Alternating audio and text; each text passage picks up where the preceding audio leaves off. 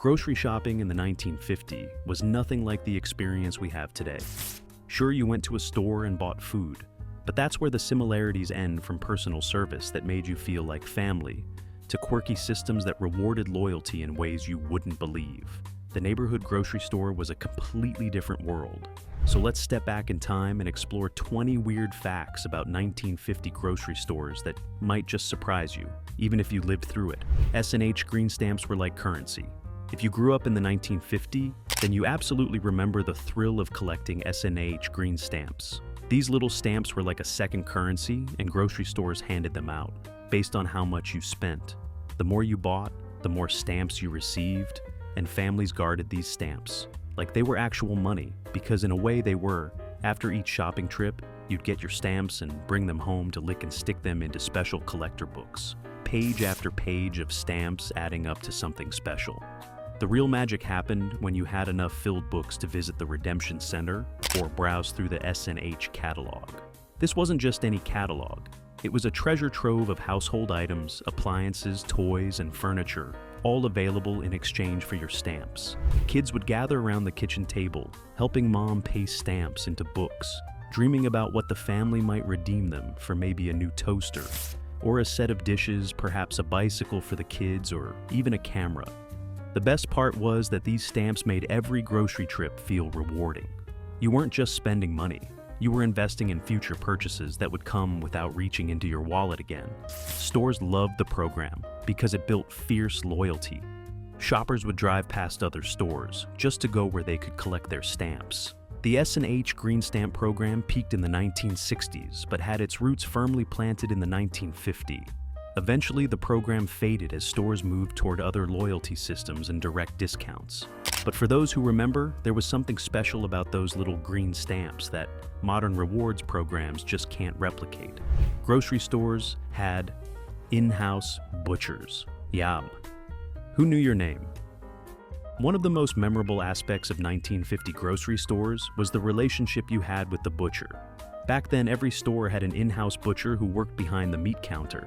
And this wasn't some anonymous worker in the back room. This was someone who knew your name, knew what your family liked, and could offer suggestions based on your previous purchases. When you approached the meat counter, the butcher would greet you personally and ask what you needed that day. If you wanted pork chops, he'd ask how thick you wanted them cut. If you were getting a roast, he'd recommend the best cut for your cooking method and trim it exactly how you preferred. There was no prepackaged meat sitting in refrigerated cases. Back then, everything was cut to order, right in front of you. The butcher took pride in his work, and his reputation depended on the quality of every cut he handed across the counter. He'd wrap your selection in white butcher paper, tie it with string, and write the price on the outside with a grease pencil. If you weren't sure what to make for dinner, the butcher would suggest something, based on what looked good. That day he might tell you the beef looked particularly nice, or that he just got some beautiful lamb chops in that morning. This personal service created relationships that lasted years. Families had their butcher, just like they had their doctor or their barber. The butcher would remember that your husband liked his steaks thick, or that your family preferred ground beef with less fat. He'd save special cuts for his regular customers and give kids a slice of bologna while their mothers shopped. Kids could shop alone. Starting at age 8. Here's something that would absolutely shock parents today. But in the 1950s, it was perfectly normal for children as young as 8 years old to go to the grocery store. Alone parents would hand their kids a handwritten list, maybe some cash or instructions to put it on the store, credit and send them off to shop. The whole neighborhood operated on a level of trust and community.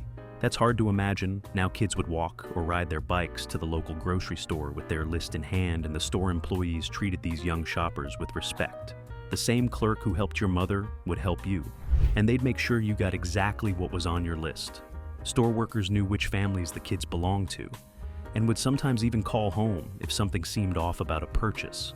This wasn't just about getting groceries either. It was a rite of passage and a lesson in responsibility.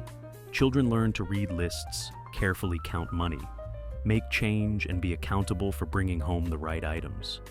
They learned to interact with adults in a business setting, to speak up if they needed help, and to be trustworthy. With the family's money, parents used these shopping trips to teach their children important life skills. and kids took pride in being able to help their families. The journey to the store was safe because everyone knew. Neighbors watched out for each other's children, and the route to the local store was familiar territory that entire families traveled regularly. It wasn't unusual for a child to meet other kids from the neighborhood at the store, making it a social experience too. Today, the idea of sending a young child to shop alone would cause panic and possibly a visit from Child Protective Services. Everything was wrapped in paper, not plastic. If you walked into a 1950 grocery store, you'd immediately notice something missing. There was virtually no plastic packaging anywhere in sight. Instead, everything was wrapped in paper. The butcher wrapped your meat in heavy white butcher paper. The produce you selected went into paper bags with your hands doing the selecting, not pre-bagged in plastic. The bakery items came in paper bags or were wrapped in waxed paper to keep them fresh. Even the eggs came in cardboard cartons that were entirely paper-based. When you checked out, every single item went into brown paper bags. And these weren't the flimsy bags we sometimes see today. These were sturdy, thick paper bags that could hold a substantial amount of groceries without tearing the bag. Boy would carefully pack your items, placing heavier cans on the bottom and delicate items like bread and eggs on top. If you bought something that might leak or was particularly heavy, it might get double bagged, but everything was paper. This created a very different environmental footprint than modern grocery shopping. Paper bags were reused at home for everything from book covers to lunch bags to trash can liners. Nothing went to waste because everything cost money, and people were more frugal by necessity. The paper bags would eventually be burned in the backyard incinerator that many homes had, or put out with the trash where they would decompose. Naturally, the absence of plastic meant there was no cling wrap covering your vegetables, no plastic bottles for most products, and no styrofoam trays. Under your meat milk came in glass bottles that were returned, and reused soda came in glass bottles. Prices were stamped on every single item. One of the most labor-intensive aspects of running a 1950 grocery store was pricing every single item individually. There were no barcodes, no scanners, no computerized inventory systems. Instead, every can, every box, and every package had to be stamped with its price using a price gun store. Employees would spend hours going through new inventory and stamping prices on each item. The price gun used ink to print the price directly onto the package or onto a small sticker that was then applied. This meant that if prices changed, someone had to go through the entire store and reprice affected items, which was a massive undertaking. When you picked up a can of soup or a box of cereal, you could see exactly what it cost without having to check a shelf tag. And without any surprises at the checkout counter, the price on the item was the price you'd pay at the register. This system also made shopkeeping much more involved because store owners had to physically handle every piece of merchandise multiple times, receiving it, pricing it, shelving it, and eventually selling it at the checkout counter. The cashier would pick up each item and manually enter the price into the cash register.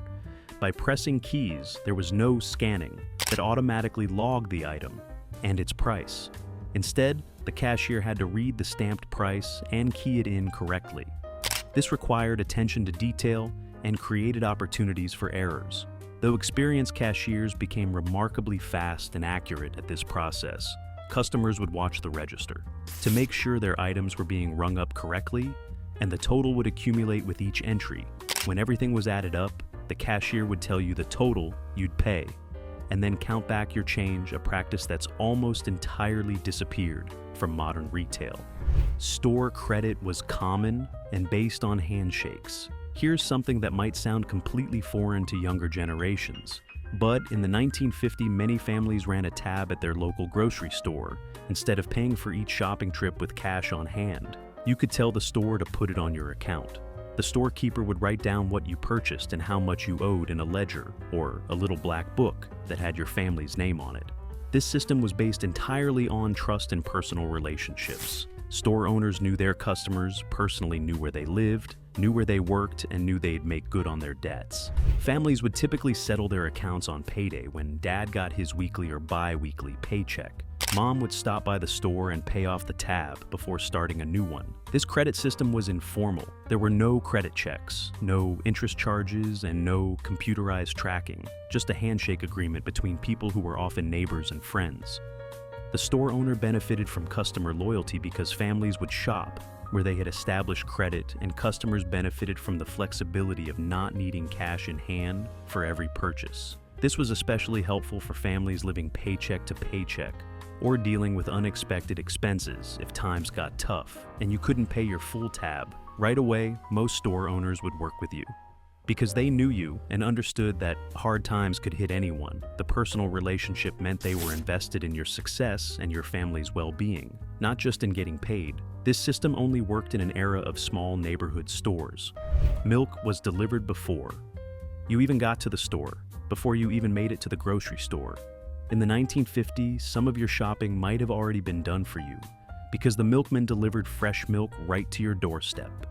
The milkman was a fixture of American life, and his service was built into the rhythm of household routines several times a week. Depending on your family's needs, a milkman would arrive early in the morning in his distinctive truck and deliver glass bottles of fresh milk to your doorstep. These weren't the plastic jugs we use today. These were thick glass bottles with a distinctive shape and a cardboard cap or lid. Families would leave their empty bottles out on the porch, and the milkman would collect them, take them back to the dairy where they'd be sterilized and refilled, and the cycle would continue. This was recycling and reusing in its purest form long before those concepts became environmental movements. The milkman often knew families along his route by name and became a familiar, friendly face in the neighborhood. Kids would get excited to see the milk truck coming, and sometimes the milkman would let them look inside at all the bottles. This personal service came at a premium compared to buying milk at the store, but many families found it worth the extra cost for the convenience. Eventually, milk delivery declined as refrigeration improved. Grocery stores expanded their hours and more. Women entered the workforce, changing household routines. But for those who remember, the milkman was more than just a delivery service. He was a connection to a time when services came to you, and daily life had a more personal touch. There were separate stores for different items. If you wanted to do a complete grocery shopping in the 1950s, you often couldn't do it all in one place. The concept of a supermarket where you could buy everything you needed was just beginning to emerge. Instead, most neighborhoods had separate shops for different types of food. You'd go to the butcher shop for meat, the bakery for bread and pastries, the produce stand or green grocer for fruits and vegetables, and the fish market, if you lived in an area where fresh fish was available. The main grocery store carried dry goods, canned items, dairy, and packaged foods, but often not the full range of fresh items. This meant that a complete shopping trip might involve stopping at 4 or 5 different stores, each with its own proprietor, its own specialty, and its own atmosphere. The butcher shop would have sawdust on the floor and the smell of fresh meat. The bakery would be warm and filled with the aroma of baking bread. The produce stand would be colorful with seasonal fruits and vegetables displayed to show their freshness. In the late 1950s and into the 1960s, changed everything by offering one-stop shopping. These larger stores could buy in bulk, carry more variety, and offer lower prices through efficiency and scale. The convenience was undeniable, and most of the smaller specialty shops couldn't compete over time. The butcher, the baker, and the produce seller were absorbed into the supermarket, consolidated into departments within a larger operation. What we gained in convenience and efficiency, we lost in expertise and personal relationships. The butcher in a supermarket doesn't know you like the neighborhood butcher did, and the experience of shopping became more transactional and less social. Grocery stores closed on Sundays and holidays. In the 1950s, grocery shopping followed a rhythm that would feel almost impossible today. Stores were closed every Sunday and often on holidays, not just by choice, but because of blue laws, religious regulations that restricted business activity on the Sabbath. Sunday was widely viewed as a day of rest and worship, and shopping was considered unnecessary labor that disrupted that tradition. Most stores shut their doors on Saturday evening and didn't reopen until Monday morning. Even during the week, hours were limited. Many groceries opened around 8 or 9 a.m. and closed by 6 p.m. There were no late-night aisles to wander, no 24-hour convenience, just straightforward business hours that reflected a slower, more predictable pace of life. Families had to plan ahead. Running out of milk on Sunday meant borrowing from a neighbor, or simply going without until Monday. Hosting a Sunday dinner required finishing your shopping by Saturday or earlier in the week. The idea of popping out to the store at 10 p.m. or on a Sunday afternoon would have been unthinkable because it simply wasn't possible. But this schedule created stability. Employees enjoyed regular time off and could count on Sundays with their families. The work-life balance we struggle to maintain today was built directly into the way stores operated. As competition increased and consumers demanded more convenience, hours gradually expanded, eventually leading to the 24-hour shopping culture we know now. What we gained in flexibility came at the cost of a shared community rhythm. Back when everyone lived by the same schedule and Sundays truly felt different from every other day. Trading stamps could buy major appliances. S&H Green. Stamps weren't just a fun bonus, they were a powerful savings tool that could fund major household purchases. Families saved stamp books for months or even years, slowly collecting enough to redeem for big-ticket items. The S&H catalog and redemption centers offered an impressive range: kitchen appliances, cookware, furniture, luggage, sporting goods, and toys. Some families even furnished entire rooms using nothing but trading stamps. Small kitchen appliances were especially popular as homes modernized in the post-war era. A new mixer or toaster might require several completed books, but the value felt significant. Women compared how many books different items required and planned what to save for. Kids often helped pay stamps and daydreamed about the toys they might earn if they filled just a few more pages. The redemption centers themselves felt magical, like stores where everything was free as long as you had enough stamps. You'd bring your completed books, have them verified, and walk out with real merchandise without spending a single dollar. The program created a brilliant sense of reward. It encouraged shoppers to choose participating stores, made them feel like they were gaining something extra from everyday purchases, and built strong loyalty across retailers. At the height of the craze in the 1960s, S&H Green Stamps were reportedly one of the largest purchasers of consumer goods in the country, simply because they needed to stock their centers and catalogs. Today's reward points and loyalty programs are descendants of these systems, but they rarely match the tactile satisfaction of filling stamp books and holding your savings in your hands. Store managers lived in the neighborhood.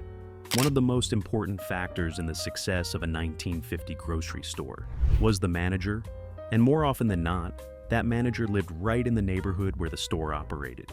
This wasn't just a job, it was a position of trust and responsibility within the community. The store manager would see customers at church, at school, functions at Little League games, and at neighborhood gatherings. This personal connection created a level of accountability that's largely disappeared from modern retail. If the manager sold inferior products or treated customers poorly, word would spread through the neighborhood, and he'd face consequences not just in lost business, but in damaged personal relationships. Conversely, a good manager became a respected figure in the community, someone people trusted and relied on. The manager knew his customers by name, knew their families, and often knew their circumstances. If a family was going through hard times, the manager might extend extra credit or set aside sale items for them. If someone was sick, he might arrange for delivery or check in to see if they needed anything. This personal investment in customers went far beyond business. It was about being a good neighbor. The manager's reputation was tied directly to the store's reputation, and both were embedded in the neighborhood. When chain stores began to replace independent markets and managers were transferred between locations based on corporate decisions rather than community ties, something fundamental changed. Managers became employees, following corporate policies rather than independent business people. Invested in their communities, they were rotated to different stores, preventing deep relationships from forming, and their decisions were constrained by corporate rules that didn't account for individual circumstances or community needs. The neighborhood store manager of the 1950s was a position of respect and trust that has no real equivalent in today's corporate retail environment. You could return empty soda bottles for money. Here's a fact that kids today might find hard to believe, but in the 1950s, empty soda and milk bottles had real value, and you could return them to the store for money. Back, every bottle had a deposit, usually a nickel or a few cents, and when you returned the empty bottle, you got that deposit back. This created a mini economy, especially for kids who would scour neighborhoods, alleys, and roadsides looking for discarded bottles. Kids would collect bottles in wagons or bags and take them to the grocery store or a dedicated redemption center to cash them. In a good afternoon of bottle hunting, could earn enough money for candy, a comic book, or a movie ticket. This wasn't just about making pocket money, though it was also an early form of recycling. The bottles were returned to bottling plants where they were sterilized and refilled, reducing waste and the need for new materials. Every bottle might be refilled and reused dozens of times before it was finally retired. The deposit system ensured that bottles didn't just get thrown away because they had monetary value. People were incentivized to return them rather than litter, and the system worked remarkably well. Stores would collect the returned bottles and send them back to distributors who'd return them to the bottling companies. Completing the cycle, the shift away from returnable bottles happened gradually as plastic bottles and aluminum cans became more common, and bottling companies decided that single-use containers were more cost-effective than managing a return system. Some states still have bottle deposit laws, but they're far less common than they once were, and the deposit amounts haven't kept pace with inflation, making them less of an incentive. The loss of the bottle deposit system represents a shift away from reuse and toward disposability that's had significant environmental consequences. But for kids growing up in the 1950s, those empty bottles represented opportunity and taught lessons about resourcefulness and the value of not wasting anything. Canned goods were considered modern and fancy. In a 1950 grocery store, the canned goods aisle represented modern convenience and even a touch of luxury. Items we now see as basic, canned vegetables, fruits, and meats, were still relatively new to many households, especially in rural areas where home canning had long been the norm. Being able to buy vegetables already cleaned, cooked, and preserved felt almost futuristic. Stores proudly showcased their canned goods, and advertisements highlighted how much time they saved compared to washing and prepping fresh produce or spending hours canning during harvest season. With a simple twist of a can opener, families could enjoy corn, green beans, or tomatoes any time of year. And this marked a major shift in American eating habits. Convenience foods were becoming central to the modern kitchen, and canned products were often more expensive than fresh produce, giving them a certain status. Buying them signaled that you valued your time and embraced new technology. Brands like Del Monte and Campbell's became household staples, and their products appeared in recipe booklets and meal guides. As production expanded and prices dropped, canned goods eventually shifted from luxury items to everyday pantry staples. But in the 1950s, they carried a real sense of progress. For families who had lived through the Depression and World War II, when food shortages were common, shelves lined with colorful cans symbolized abundance and security. Today we may view canned goods as less desirable than fresh foods, but in the 1950s, they represented efficiency, modernity, and a new era of convenience in American homes. Grocery stores had phone-in orders for delivery. Before apps and online ordering, the 1950s had their own form of convenient grocery shopping, phone-in orders with home delivery. Many stores offered a service where you simply called in your shopping list, and a clerk, often someone who knew you and your usual preferences, would write it down, gather the items, and schedule a delivery. This was especially helpful for housewives with small children, or families who had only one car that dad took to work. You'd speak directly to a clerk, read off your list, and trust them to choose good produce and make smart substitutions if something was out of stock. Deliveries usually arrived later that day or the next, and you either paid at the door or charged it to your store account. This system thrived in smaller neighborhood groceries, where relationships mattered. Staff often knew how ripe you liked your bananas or which brand of soup you always bought. The entire process worked on mutual trust. Customers relied on the store to pick quality items, and the store relied on customers to pay promptly. The service began to fade as supermarkets expanded and shifted toward efficiency and cost-cutting. Delivery required extra labor for both shopping and driving, and as margins tightened, many stores dropped it. At the same time, more women entered the workforce and more families owned 2 cars, reducing the need for home delivery. Yet today's digital grocery apps echo this old system, though the 1950 version was built on personal conversations and familiar voices, not screens and algorithms. Store clerks wore uniforms and carried your bags. If you had walked into a grocery store in the 1951, of the first things you might have noticed was how the employees looked. Everyone wore uniforms. The store manager wore a shirt and tie, often with an apron. The cashiers wore matching dresses or shirts. The stock clerks had their own uniform, and the bag boys wore aprons. These weren't just casual work clothes. These were proper uniforms that identified employees and presented a professional image. The uniforms served several purposes. They made it easy for customers to identify who worked at the store. They created a sense of order and professionalism, and they reflected the values of the era when appearance and presentation mattered greatly in all aspects of life. Employees took pride in their appearance and in representing the store well beyond the uniforms. The level of service was dramatically different from what we experience today.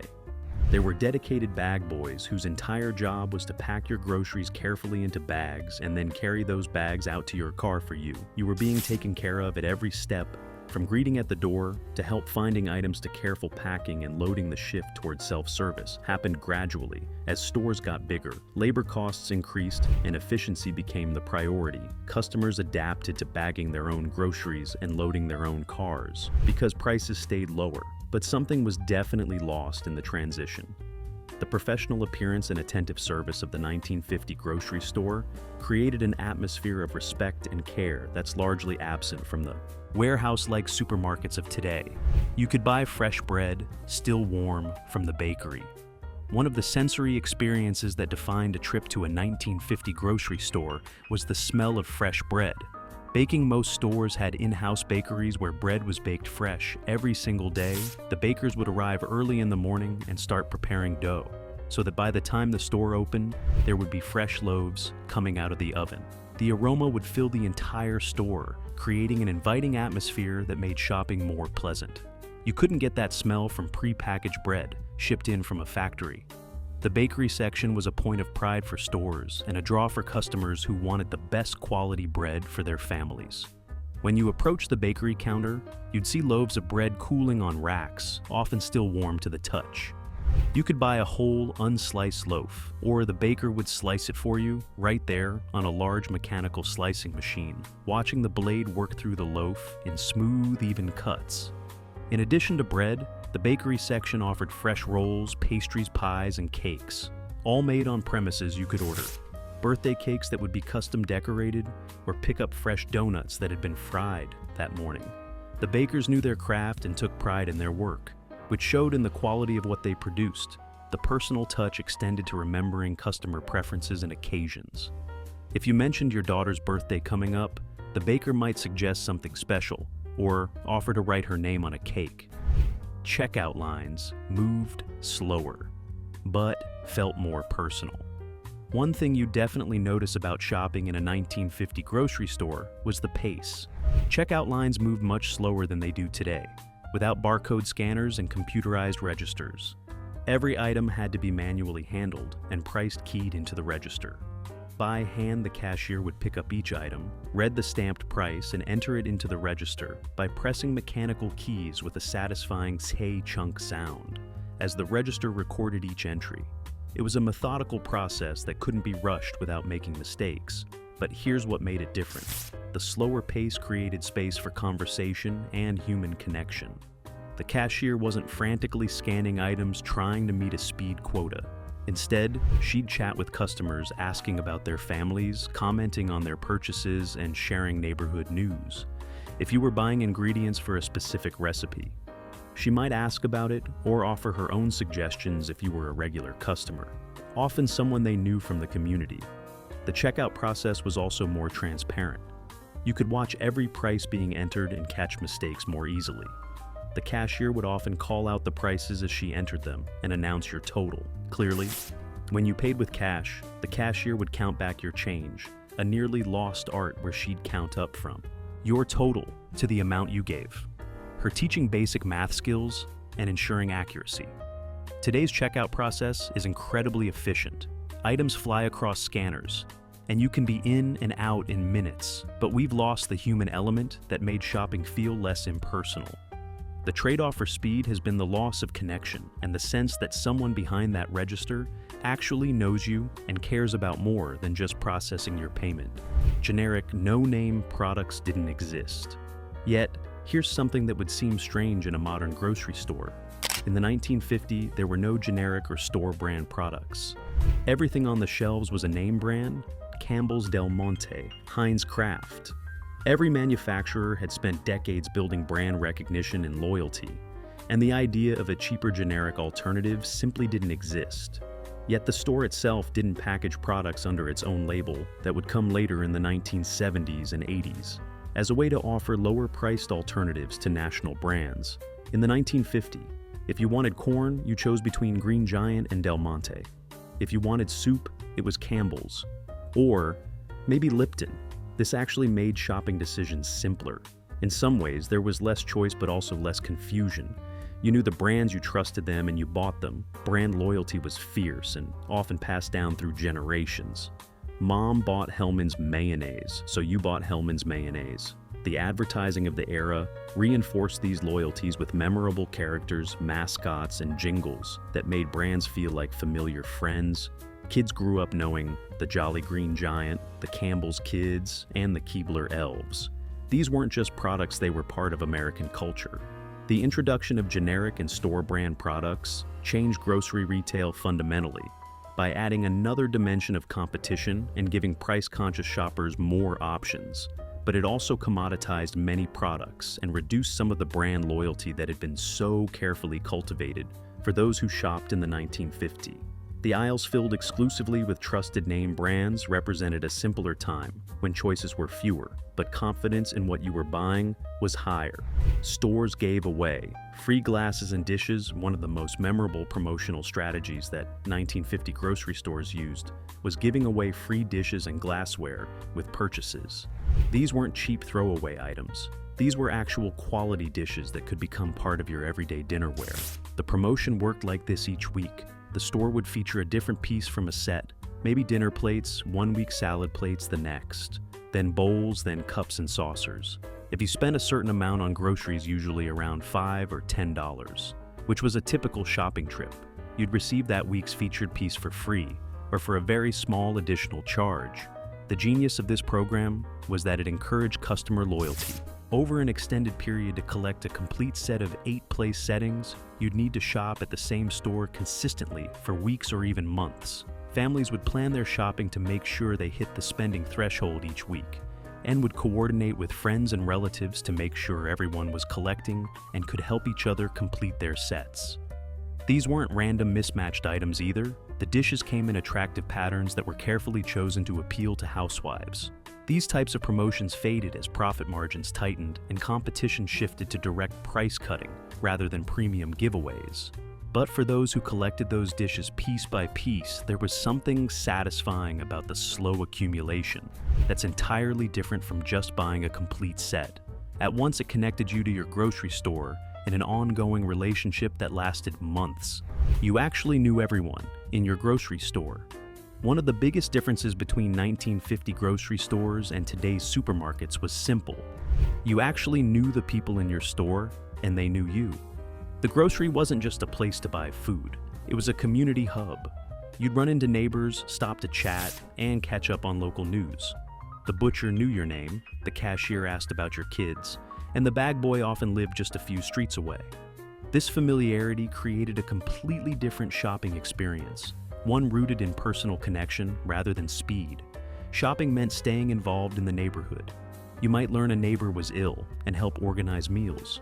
You'd hear about job openings, items for sale, or recommendations for plumbers or babysitters, all while pushing your cart down the aisle. Store employees were part of the community too. They weren't just clocking in, they were serving people they saw at school events, church, and around town. Their reputation depended on the quality of their service. If the produce manager sold you bad tomatoes, he'd hear about it on Sunday. If the butcher treated you well, you'd recommend him to friends, and he took pride in that. Today, stores are larger. Employees often don't live nearby, and many jobs focus more on efficiency than relationships. We can shop at any hour and choose from endless products. But the sense of community that once defined the neighborhood grocery store has faded. For many who grew up in the 1950s, knowing everyone in the store meant more than convenience. It reflected a time when business was personal and community and commerce were deeply intertwined. Looking back at these 1950 grocery store memories, it's clear that while we've gained convenience, efficiency, and endless choices, we've lost something meaningful. The personal relationships, the slower pace, and the sense of community that once defined everyday shopping have largely faded.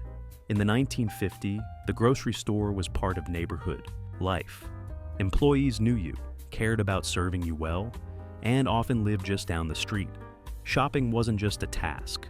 It was a social experience rooted in familiarity and connection. Today's supermarkets reflect a fast-paced, convenience-driven lifestyle. We can shop at any hour, grab anything we need, and move quickly through self-checkout. But the human element is often missing. Understanding what's disappeared helps us appreciate what once made grocery shopping feel warm and personal, and reminds us that some of that spirit can still be reclaimed.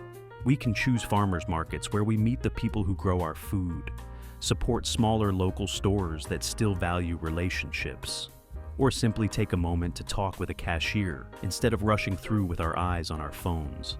For those who grew up shopping in 1950s-style neighborhood stores, these memories hold something special. If you remember going with your parents or grandparents, we'd love to hear your stories. What moments stand out? Was there a friendly butcher, a memorable cashier, or a neighborhood store that felt like home? Share your memories in the comments and keep this piece of the past alive. If you enjoyed this trip down memory lane, be sure to subscribe and explore more of our videos about life in earlier decades.